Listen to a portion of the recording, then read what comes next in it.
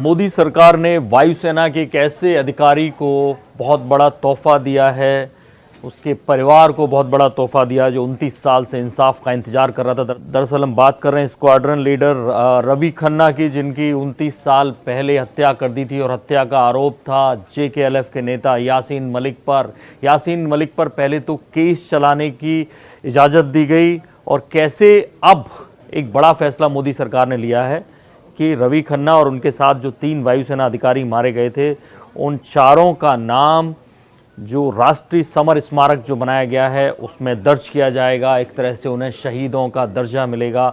आमतौर पर जो युद्ध में मारे गए हैं शहीद, उनके नाम वहाँ अंकित किए जाने की परंपरा शुरू की जा रही है और ऐसे में ये बहुत बड़ा तोहफा है, क्योंकि उनकी जो पत्नी निर्मल खन्ना 29 साल से इंतज़ार कर रही थी। 4.5 साल उन्होंने इंतज़ार किया कि उनको पेंशन मिले अपने पति की, और सबसे बड़ी बात 29 साल से उन्हें ये इंतज़ार था कि यासीन मलिक पर केस चले और फाइनली वो केस चलना शुरू हुआ है। ये बड़ी बात है। तो उनकी जो हृदय विदारक कहानी है वो वाकई में आपकी आंखों में आंसू ला देगी। कैसे एक NCC कैडेट थी निर्मल खन्ना और वो चाहती थी कि उनकी शादी किसी सोल्जर से हो, और रवि खन्ना जैसे लंबे हैंडसम जब वायुसेना अधिकारी से उनकी शादी हुई, पहले कश्मीर में पोस्टिंग हुई, उसके बाद वो आसाम चले गए, लेकिन फिर वो चाहती थी जम्मू या उधमपुर मिले, लेकिन उन्हें कश्मीर के बीचों बीच उनकी ट्रेनिंग स्कूल में फिर से पोस्टिंग कर दी गई और वहीं पास में ही जो एयरफोर्स स्टेशन था उसके पास में वो रहने लगे। पहले वो टीचर थी उनकी पत्नी, लेकिन उसके बाद उन्हें वहीं पे एक दूसरी नियुक्ति मिली जब कश्मीर में दोबारा गई।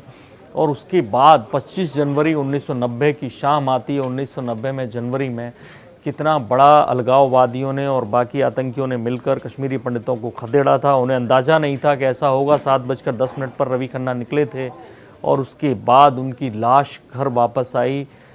यासीन मलिक और उसके साथ के लोगों ने किस तरह से अत्याधुनिक हथियारों से उन वायुसेना के जितने लोग थे, 40 वायुसैनिक घायल हो गए थे और 4 अधिकारियों की 2 की मौके पे मौत हो गई थी। और पहले तो उन्हें देखकर उन्होंने एक इंटरव्यू में बताया निर्मल खन्ना ने कि एक बुलेट मुझे लगी दिखी उनके शरीर पर, तो मैंने सोचा कि कैसे वायुसेना अधिकारी हैं, कैसे देश की रक्षा करेंगे जो एक बुलेट में मर गए। बाद में जब उन्होंने देखा पास जाके 27 गोलियां मारी गई थी रवि खन्ना को। और आप सोचिए कि 29 साल तक केस दर्ज ही नहीं होता, 4 वायुसेना अधिकारी मार दिए जाते हैं, इतना बड़ा हमला होता है। बाद में पता चलता है कि 8 पुलिस अधिकारी लोकल पुलिस के जिनके पास अत्याधुनिक हथियार थे वो बगल की चौकी पर मौजूद थे, लेकिन उन्होंने कोई हेल्प नहीं की, कोई एक्शन नहीं लिया। और 29 साल तक सरकारें बदलती रहीं, केंद्र में भी और राज्य में भी। किसी ने ये नहीं सोचा कि इनकी हत्या का बदला भी लेना है, सज़ा भी देनी है। साफ पता था कि यासीन मलिक खुद अपने गुर्गों के साथ आया था। और ऐसे में जब मोदी सरकार ने ये फैसला किया कि इस केस को दोबारा खोला जाएगा, यासीन मलिक पे FIR दर्ज होगी, वो एक्शन शुरू हुआ।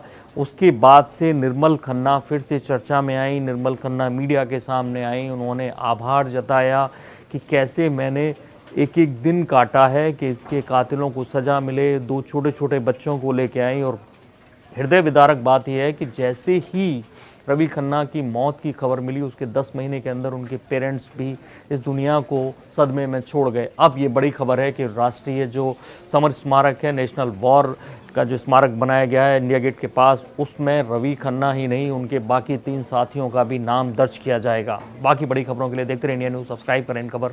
थैंक यू, नमस्कार। इन खबर चैनल को सब्सक्राइब करें और बेल आइकन दबाना ना भूलें।